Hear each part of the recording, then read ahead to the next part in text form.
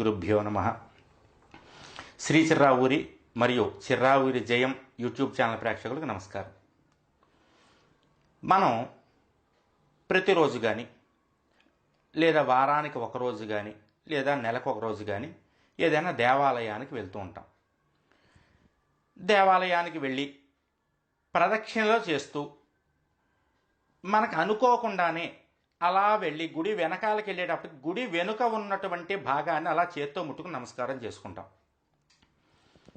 అది ఎంత ప్రమాదకరమైందయ్యా అంటే, ప్రదక్షిణ చేస్తూ ఉన్నప్పుడు గుడి వెనకాల ముట్టుకుంటే ప్రదక్షిణ చేసినటువంటి ఫలితము పోయి దేవతానుగ్రహమునకు బదులుగా భూతప్రేత పిశాచానుగ్రహము కలుగుతుంది. అదేంటండి చిర్రావూరి గారు, దేవాలయానికి వెళితే దేవాలయంలో దేవతలు ఉంటారు కానీ భూతాలు, ప్రేతాలు, పిశాచాలు, బద్ధ బ్రహ్మరాక్షసులు, యక్ష యమదూతలు, శాకిని, ఢాకిని, హాకిని ఇవన్నీ ఉంటాయా అంటారేమో. ఖచ్చితంగా ఉంటాయి. మనకి ఒకటి మనం అర్థం చేసుకోవాలి. అదేమిటాయి అంటే, ఏ విధంగా దేవతలందరూ కూడా కశ్యప ప్రజాపతికి సంతానమో అదేవిధంగా రాక్షసులు, భూతాలు, ప్రేతాలు, పిశాచాలు అన్నీ కూడా కశ్యప ప్రజాపతి సంతానమే. కాకపోతే తల్లులు వేరంతే. అందుకని దేవాలయంలో ఏ విధంగా అయితే దేవతలు ఉంటారో అదే విధంగా భూత ప్రేత పిశాచాలు కూడా ఉంటాయి. అవి ఎక్కడుంటాయి అంటే, దేవతలు గుళ్ళో ముందు వైపుకుంటే భూత ప్రేత పిశాచాలు గుడి వెనుక వైపు ఉంటాయి. అందుగురించి ఎప్పుడు కూడా ప్రదక్షిణ చేసేటప్పుడు గుడి వెనకాల ముట్టుకోకూడదు.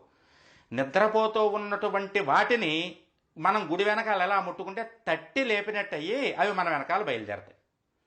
అందుకని ఎప్పుడు కూడా గుడి వెనకాల వైపు గుడిని చేతితో తాకరాదు. అసలు గుడి వెనకాలకి వెళ్ళినప్పుడు కొంచెం దూరంగా ప్రదక్షిణ చేయాలి. అందుకనే ఏం చేస్తారంటే, ఈ భూతప్రేత పిశాచాలు దేవాలయంలోకి వచ్చినటువంటి భక్తుల్ని ఇబ్బంది పెట్టకుండా బలిపీఠాలు అని ఏర్పాటు చేస్తారు గుడి చుట్టూ.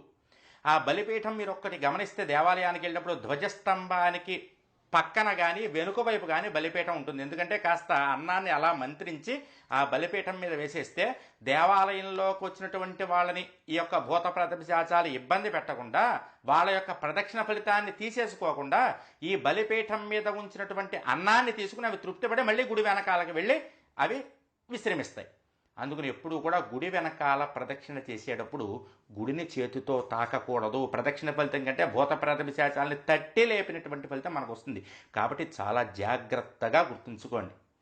అదేవిధంగా మన శ్రీ చిర్రావూరి మరియు చిర్రావూరి జయం యూట్యూబ్ ఛానల్స్లో మీరు ఈ కార్యక్రమాన్ని, ఈ వీడియోస్ని లైక్ చేయండి, మీ స్నేహితులకి షేర్ చేయండి. ఎందుకంటే మంచి మంచి విషయాలు నలుగురికి తెలియాలి, ఒకచోటే ఉండిపోకూడదు. అందుకని నలుగురికి తెలిస్తే మనం బాగుంటే, మన ద్వారా మన స్నేహితులకు తెలిసి వాళ్ళు ఈ వీడియోలు చూసి ఈ విశేషాలను తెలుసుకుంటే వాళ్ళు బాగుంటే, వీళ్ళు మనం అందరూ బాగుంటే మనమందరం బాగుంటాం.